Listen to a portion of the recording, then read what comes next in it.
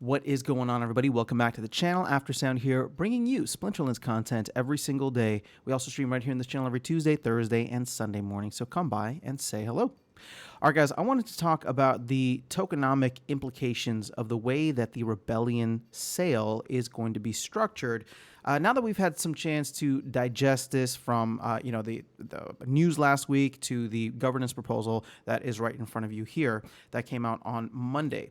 So I want to just take a look here at a specific part. So, Sea Monsters will develop the new card set. All pack sales will be conducted using DEC tokens, which will be delivered directly to the SPS DAO account.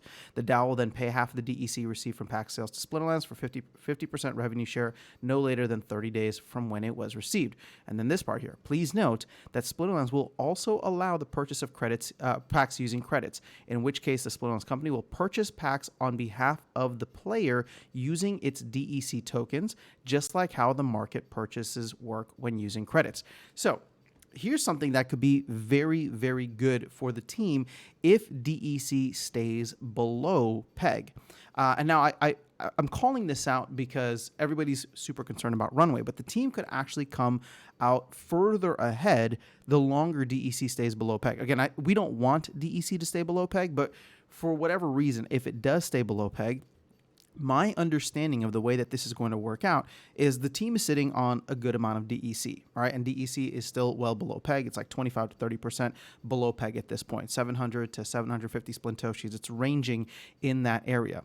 So if you buy DEC off the market yourself and then you spend that DEC for the packs, the team isn't involved in that at all. They will get a 50% revenue share on the back end, which they will pull out from the DAO no later than 30 days from when it was received, right?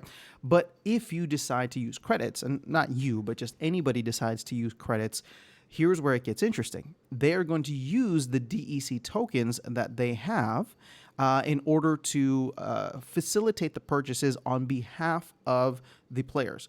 So let's say you're coming in, you want to use a credit card, you buy a pack for $4. Okay, so Splinterlands will get that $4.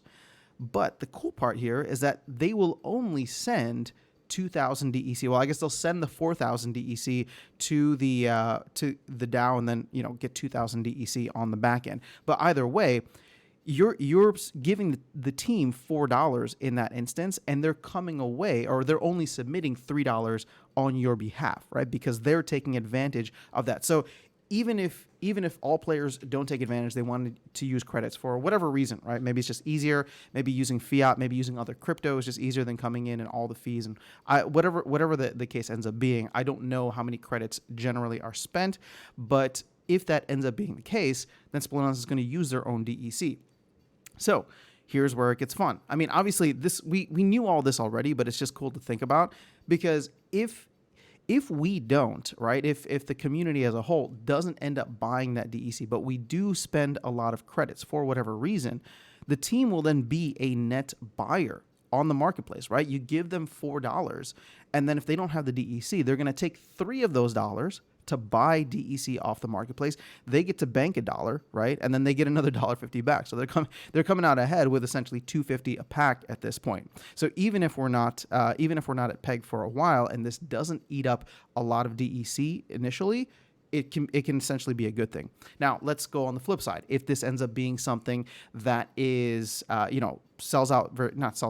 starts selling very quickly, keep in mind that there's only about 4 billion DEC out there, which is equivalent to about 1 million packs. Now, I'm trying to be realistic here.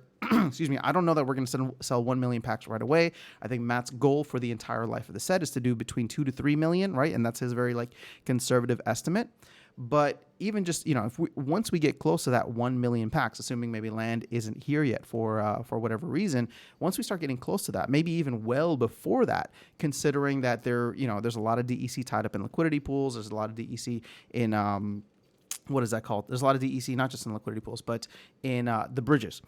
Then all of a sudden, the team will have to go out and buy SPS and start burning that SPS immediately in order to get the DEC required for the sale. So they could be a net buyer of DEC, they could be a net buyer of SPS, and a net burner of SPS in that situation. Again, all I'm saying is that it doesn't really matter whether people are buying it with crypto or people are buying it with credits. But if you do end up buying with credits, or if more people end up buying with credits, especially if it's at a like a higher pack sale or something like that, or higher bulk sale is what I meant to say, and then at that point, we will see major, a major shift in terms of the team getting a larger portion of that revenue as long as DEC stays below peg. If it doesn't, well, then I think we'll all be happy because we'll start triggering the flywheel. So in either scenario, this works out really well. And I think it was really well designed by Matt, keeping all of that in mind. So, this is a very different kind of model. I'm still wrapping my head around it.